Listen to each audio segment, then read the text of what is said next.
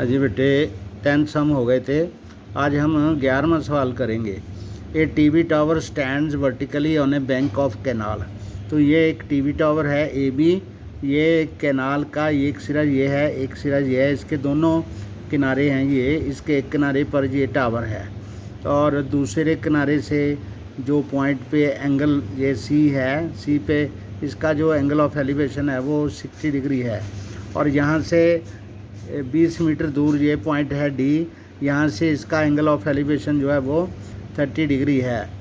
तो हमने find the height of the tower and the width of the canal, हमने ये विड्थ भी निकालनी है तो हाइट ऑफ टावर भी निकालनी है।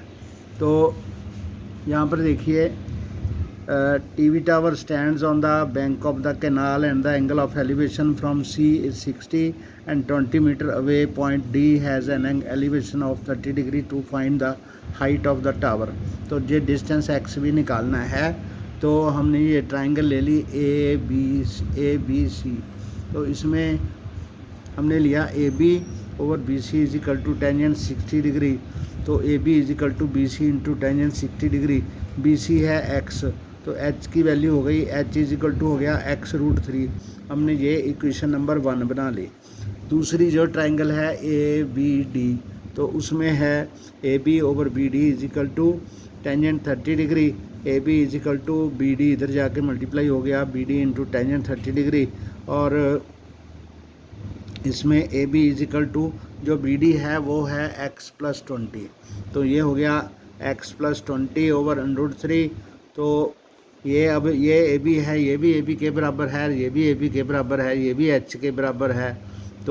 तो ये दोनों एक और दो दोनों आपस में बराबर हो गई, मतलब ये x√3 इज इक्वल टू हो गया x+20 ओवर √3।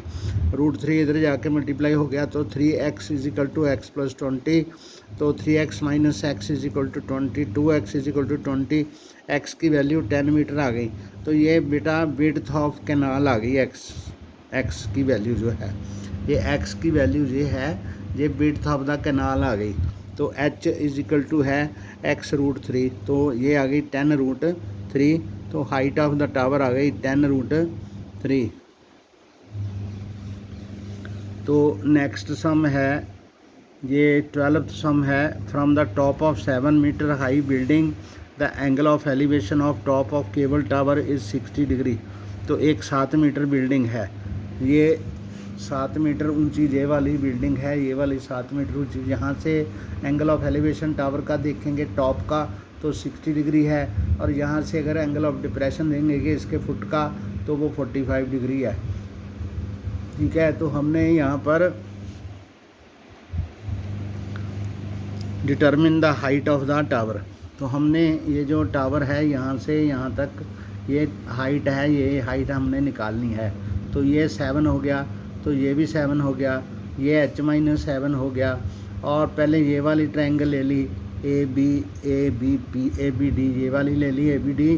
तो इसमें B D over A B is equal to ये कोटेंजेंट 45 होगा। तो कोटेंजेंट 45 1 के बराबर होता है। तो B D is equal to 7 metre, ये भी 7 मीटर, और ये 45, ये भी 45, तो ये 7 मीटर आ गई, ये 7 मीटर आई, तो ये भी 7 मीटर आ गई। तो ये वाली ट्रायंगल हमने ले ली सी ई ए। तो C E is equal to h-7 हो गई, C E over E A is equal to ये सी ई ओवर ए टेंजेंट 60 आ गई। टेंजेंट 60 का मतलब होता है √3। तो C E is equal to E A into √3 is equal to h-7 है, सी ई ये h-7 है, ये 7√3 हो गई। तो ये 7 इधर चला गया, h height of the tower is equal to 7√3 + 7, इसमें से 7 कॉमन आ गया, h इज इक्वल टू आ गया 7 इंटू √3 + 1। तो यही हमारा height of the tower answer है 7 इंटू √3 + 1। तो ये 2 सम हो गए 11th और 12th।